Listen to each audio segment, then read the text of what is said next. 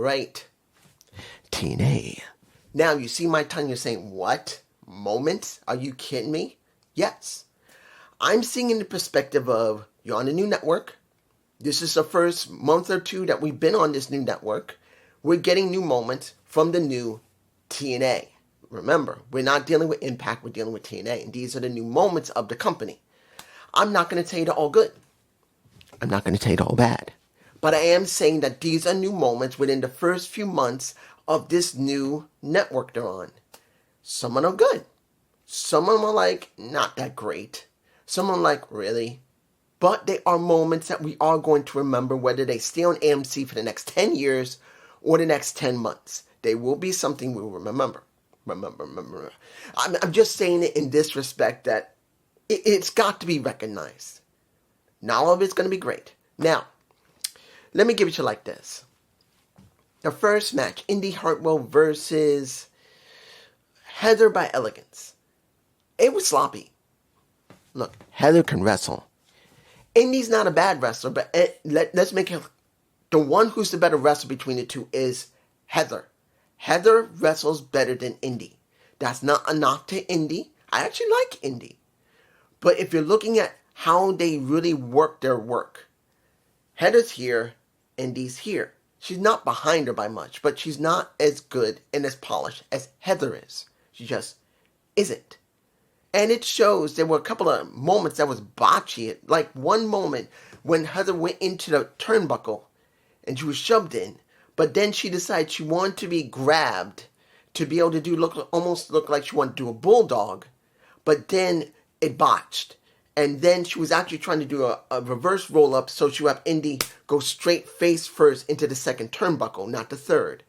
But it looked sloppy. Was Indy out of position? Probably. Was Heather out of position? Probably. But it looked sloppy. And that wasn't the only one. There was a couple of other ones, but they were minor compared to that.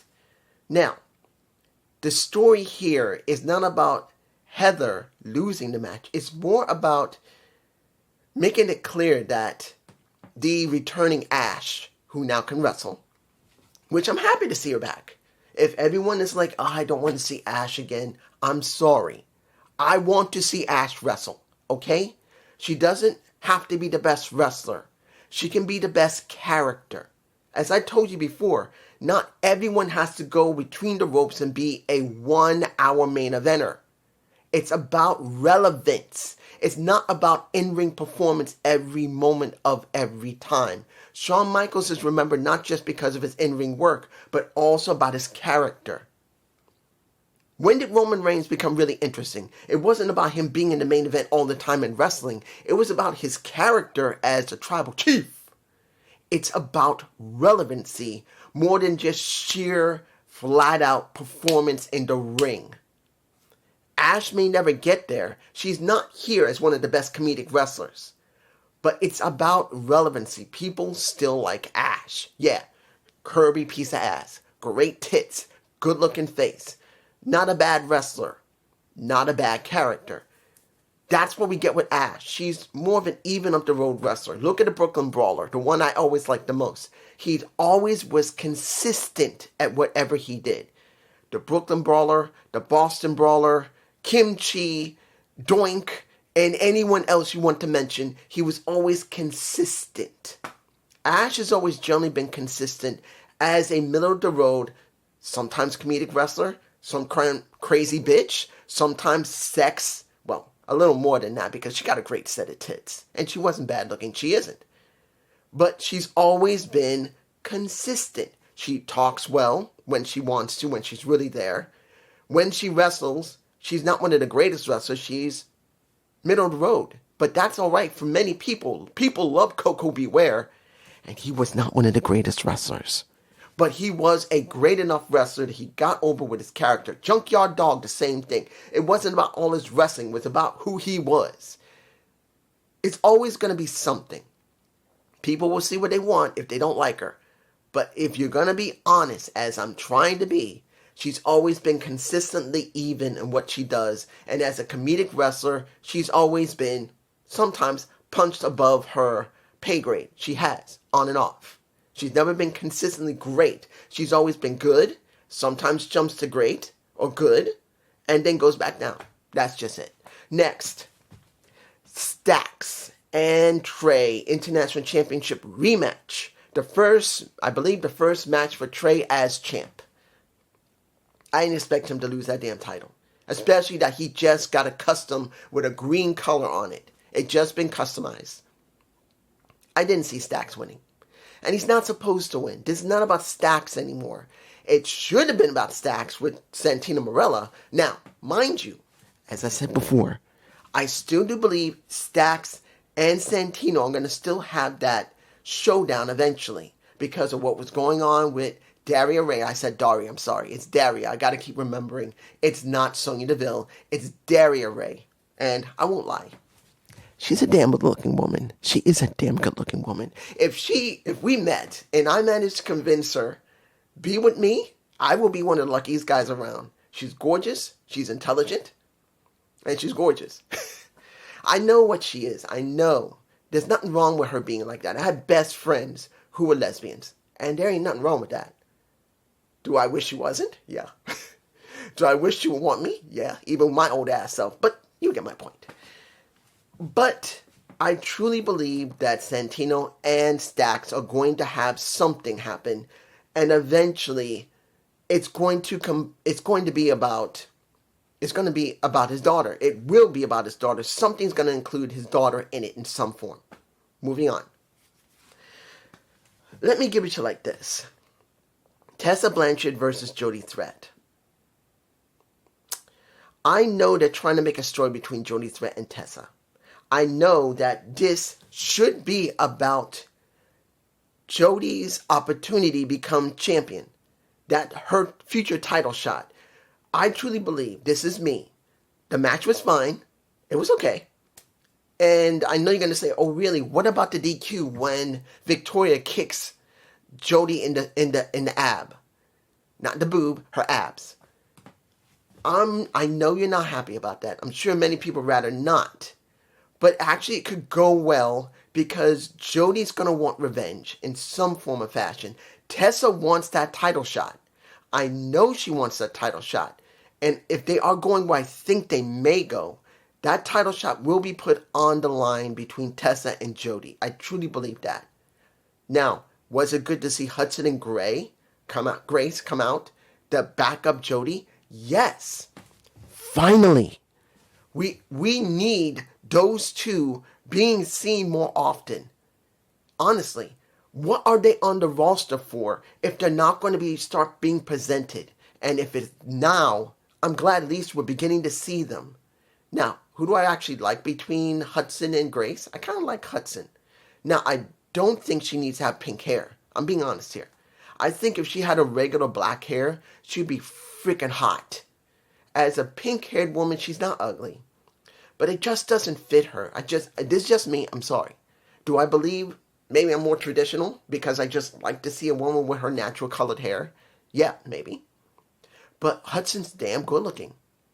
She is. And I truly believe that she would look better with her natural hair color. That's just me. I'm sorry. I'm sorry. Next.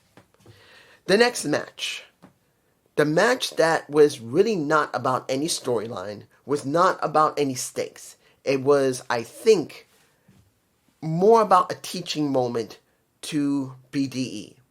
Because he's working with Rich. And they went up against Sinner and Saint. Icarus and Williams. They have not done much at all by themselves. And this is one of the rare times we actually see them without having a dealing with Eric Young, who I will talk about in a minute. But essentially, this was more of a teaching moment for BDE.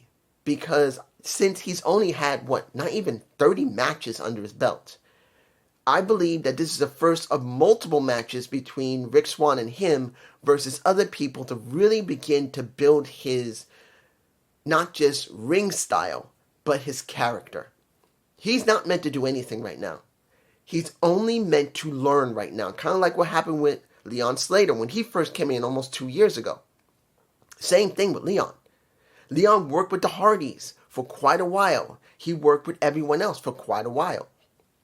So BDE is in the same situation as Leon Slater. He's just learning and people to get used to him. He really does feel like a Devon Evans to me. Because you got Devon Evans, then you have Leon Slater, who always seem to be different. That's just me. Maybe it's just because I really like Leon Slater more than Devon Evans. And I don't hate Devon. I like Devon. But if you look at the two, both of them have almost the same skill set. But between the two, who was more charismatic? Leon, Devon. Then Devon came up to here, did the same level of Leon, and that's when they started having that one match and then starting to work together. BDE is like Devon right here, where Leon is here. That's just it. So this is what it was. Icarus and Williams won. I'm not surprised. Well, technically I kind of was surprised because I really did think they may just give him the win, but I didn't think that would be wise. But they didn't give him the win, and I'm fine with it because it's a teaching moment. Moving on. The next match, number 5, which is Elijah versus an Ali in the first ever casket match. Well, guitar casket match. It's not something that hasn't happened before in TNA. They've had casket matches before. They had real caskets. They've had wooden caskets. They've had them. But this is the first time that we've seen it on AMC. So it's the first for the company on the new network. So, was it good? I'm going to give it like this. It was not bad. It wasn't a bad match. Did it look good, particularly when you see they had several guitars used, several broken tables. Seeing that, hopefully, that Elijah didn't get his knee messed up because when do I think he screwed up a bit? Mustafa Ali doing a 450 too far to the right because this is a table. Here's Elijah's head. Here's his legs. He landed here on his knees with his abs. Hopefully he didn't really break his knees too much. I think he's okay. But he was able to walk around. He seemed to be all right. But that is the way to blow out a knee easily. He didn't land in the abdomen. He landed on very close to his knees. And that could blow out your knees. Because when the table broke, it didn't break. Here's the table.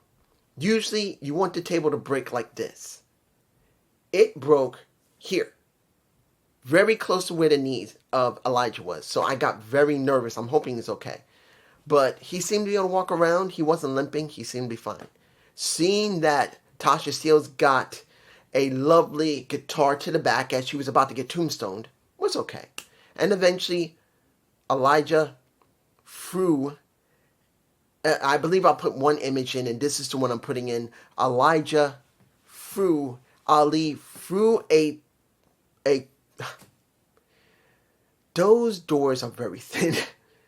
They're meant to be as thin as possible so they won't get too hurt.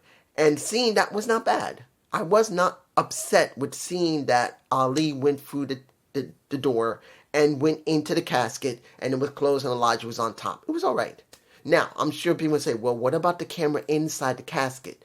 Were you all right with that? Now, we don't normally see cameras inside of caskets because sometimes you don't want them in there because we're going to do some type of stunt like Kane did or Shawn Michaels when they're going to do something to a casket. But in this situation, it wasn't bad. It wasn't a different position you normally would see, and it wasn't a bad thing. I don't think I've seen this in quite a long time in WWE, I think they've done it once or twice. In TNA, I don't remember the last time they've done it. If they have, this is the first time, and if they haven't, it's been a while since I've seen that. So, it wasn't bad. But the question's going to be, what does Elijah gain from this, and what does Ali gain from this? That's the big question. Now, all the content before sacrifice is here. Let me give it to you like this. We got stuff that's supposed to be building into sacrifice. That's on the 14th of March. Some of this is not bad. Some of this is going to be done quickly. And I'm not 100% agreeing with it, but hopefully they will at least give it a little bit of build before it happens to sacrifice. And it'll make it mean something at sacrifice. or it won't? It's a big question. Now, let me give it to you like this. Knoxville, the crowd wasn't too bad. So when you see, how do I feel about Steve Macklin? He's not done. He wants to talk, comes to the door, and the segment that started it when they were with the commentary with Matt and Matthew as well as Tom, and they showed the video of Steve Macklin trying to get into the building, and Tom's talking to him and saying, look, what have you done? What are you doing? You nailed the champion. You nailed him again. He doesn't say the second time. He says the first time when there's a match. You come and attack him. You hurt other people. What do you want? He said, I want to speak. All I want is to speak. And they said, if you come in here, you're going to get arrested. He said, talk to them. Talk to them. I want to say my piece. So Tom said he'll see what he can do. Now, for me personally, think about this. Think very carefully, guys. I don't remember, because for as long as Feast and Fire has been around, from the amount of time I've seen it since 2010, I don't remember a time when Feast and Fire, and there might have been, where someone got the firing briefcase and disappeared. Normally that's how it is. All the Feasts and Fires I've ever seen after 2010 has always been, you get the firing, you're done with the company, and then you usually go on to WWE or somewhere else. That's usually how it goes. This is the first time for me personally seeing that someone did not leave after Feast and Fire. And I'm saying this as someone who's seen it since 2010, not in the very beginnings, not when TNA first started. I didn't have cable at the time, so I could never see TNA at that time. Not until 2010 did I get cable. So the only time I saw it was during the time of DVDs. That's the only time I saw Genesis, the first Genesis, 2006. I had a DVD of it. I don't have it now. And the other time, I believe I saw another one. That was Lockdown. I had a DVD of that. That one I gave to someone, and it's gone. But that's when I saw anything of TNA before 2010. That's it. Other than the Asylum now, if I watch it on YouTube. Before that, in the mid 2000s, no. So if this is the only time, this is a first as well. This is a first of seeing Feast and Fire not send someone away immediately, if that's the truth. So it's something interesting. Mara Sade and let me give it to you like this. Elena Black, is she good on the mic? Not really. She's okay on the mic. Mara Sade, is she good on the mic? Not really. She's okay on the mic. Both of them are just okay. And you just have both women on the mic together. Not so good. Now, mind you, did they talk bad? No. They both they're a bit dry when you see their emotion. They're not showing a huge amount of emotion. They're trying to get their points across, and they're not showing emotion. And that's a major problem. You got to make sure as you're telling someone something, you got to give a little bit of emotion more. Having look of an attitude is not the same as having an emotion. Because you can have a look at, I can like this. Doesn't mean I'm relaying a proper emotion. That is one of the things people tend to forget in pro wrestling. We're using our bodies to relay an emotion, not just relay an action. And sometimes, even when you start showing an emotion, it doesn't fully come across. So it felt like it was a bit dry for me personally. But both of them talking about being from NXT. Both of us were in the same locker. And that was Mara. She was the one who was talking about it. But she made it very clear, we're in a new place. I know you don't have I thought we were friends. But Elena Black made it very clear, no, we're not friends. You got everything handed to you. I went on the damn indies. And I tried to make a name for myself. And I did. I got here because of merit. I earned it. And you? You're here because you got a great set of tits. She doesn't say, I'm saying it. You got here because you got a great set of tits and you politicked your ass in here. I didn't. I bust my ass on the indies and got here. So you could say there was a little bit of honesty there. Because it's not the truth about it when it comes to Mara or Elena. Both of them went on the indies.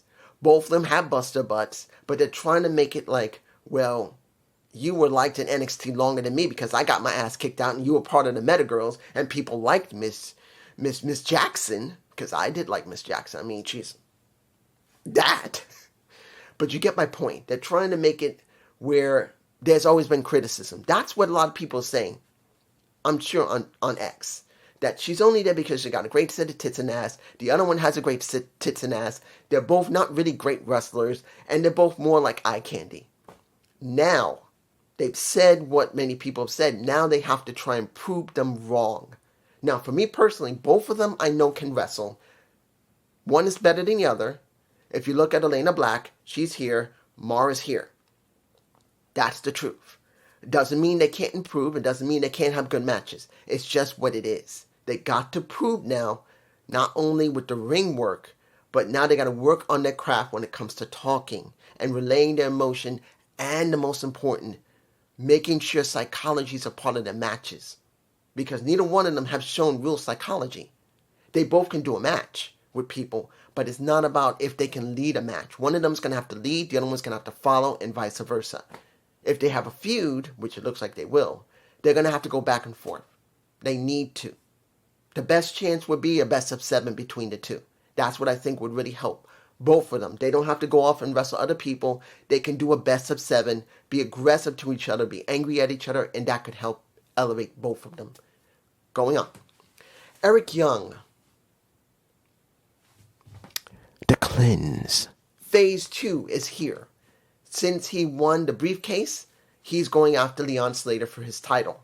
He says, you have disrespected the title because of NXT. He doesn't say it directly because he doesn't want to. But that's what he said. You trying to get approval by NXT standards when this has always been TNA. That title means more than NXT and its title. Technically, he's right. NXT has been around since 2014 when it really started meaning something. TNA's been around since 2002 and their title means something. So, he's trying to make it mean something. I don't know if Eric is going to have people with him. He should have somebody working with him to back him up. But the question's going to be, who? To be honest, I really wish Nikki Cross would leave the Wyatt 6 and go to TNA and join Eric Young. Because she used to be part of Sanity, I believe. I think she was part of Sanity. I'm probably remembering wrong. But I would love to see her working with him. Because to be honest, and I'm going to be honest here, if you guys have seen Nikki Cross in the Wyatt 6, what is she doing? Nothing. I'd rather see her do something else. Moving on. Do I have any feeling about the Hardys working with the Righteous to deal with the system? Yeah. I'm wondering how far this is going to go with the Righteous, and are they eventually going to beat something? I do believe they're going to win the titles eventually. It just counts how they're going to make them mean something. Now, Dutch was the one who apologized to Matt and Jeff because of the last match. And he said he'll keep apologizing. So it looks like they're going to have a match next week, possibly. Okay. But the question is going to be, is it going to be important? Now, what else? Max Warner dealing with AJ Francis. Now, this is going to be interesting. Max Warner is a heel generally, and he's rough around the edges as a heel. Steph Delander's his legitimate fiancée, I do believe, still. And now they're going against AJ Francis, and they're making about Max Warner beginning to show some level of respect. Not being a good guy, but showing some level of respect. And AJ Francis not liking that shit, and making it very clear, hey, your bitch messed your ass up. You should get rid of her, throw her to the curb. And Max is going, hell no, you're not doing that to my woman. And we got that scene of going into AJ Francis's room. Well, his dressing room. 2 honeys on the side. Steph Delander saying, "Get your asses out of here, Huffies." Hussies. Well, Huffy. I call them Huffies, even though they're Hussies. And then we get to beat down a little bit of Max onto AJ and a little bit back to Max. So that's what the feud is about. To be honest, not bad. Not bad of a beginning of a feud, because let's be honest, WWE is not doing it very good. They don't really do it very well because they make it so rehearsed. And understand, Seth with Becky wasn't bad with AJ and CM Punk, but it did feel kind of processed. Like this was paint by the numbers. That's how it feels. And with AJ being back now, it kind of feels by the numbers. It felt so predictable. Not because we didn't think AJ was going to go for the title, but it feels like they just wanted to get it over with. More than just trying to build into it. That's just me, guys, some below. Final thing was the final part of the show, which was... Let me give it like this. Did I like the part about the honesty that I'll give it like this. What happened last night, well, not last night, last week, when it came to Mike Santana and Leon Slater, he called out Leon after he told a little bit of Steve, look, you know me, I know you. You want to come after the Grim Reaper? Fine, but you know the Grim Reaper is going to come for your ass when you do. He did that. But when you see him talking to Leon before the Nemesis came out, it felt honest. He allowed his emotions to get the better of him, and Leon said, I'll be there for you, even though last week was a 4-way, and he could have done the option C then. And he told him, I'm not doing option C. I'm covering your back. And he proved it. And Mike said, dude, I'm sorry. I'll keep it clean with you. I'm sorry. He shook his hand like a man and said, you the man. And you pinned a former world champion. Now, when the Nemesis came out and made it very clear that neither one of them were very happy about what was being said, particularly when Ryan was told, shut your damn mouth up or I'm going to shove that damn mic up your ass by Mike Santana. Made it very clear they wanted to do a match. So, possibly next week, we will get the match. Probably will. And guess who's going to be on commentary? Kaz. Because he asked, Daria, please let me be on commentary to spice it up. This is what we got. Now, was this a good show? Yeah. Did it feel dry in certain points? Yeah. Were the matches all good? Generally okay, with a couple of botches for a couple of them. I do admit the best match I liked was Stax and Trey. That was the match I liked in the International Championship match. And honestly, the show has been flowing decently well. Is it better than AEW? It's above it, but it doesn't mean it's better than it. It is above when it comes to more consistent booking, but I gotta admit, on Wednesday, because it's now Friday in the morning, I'm telling you right now, the booking for Swerve, MJF, and Hangman Page feels good. So I'm not going to tell you that AEW is totally trash, because they booked those three very well. And you wonder, are they really going to do it right? Because it really does look like very good booking. So I will say, TNA's here. AEW's a little bit here because of those three. WWE, it's here. Because a lot of stuff feels paint by the numbers. Like I've been telling you guys, WWE does feel very, very generic. Nothing really feels important. No one feels important. Not even the tribal chief feels important right now. And that's a problem.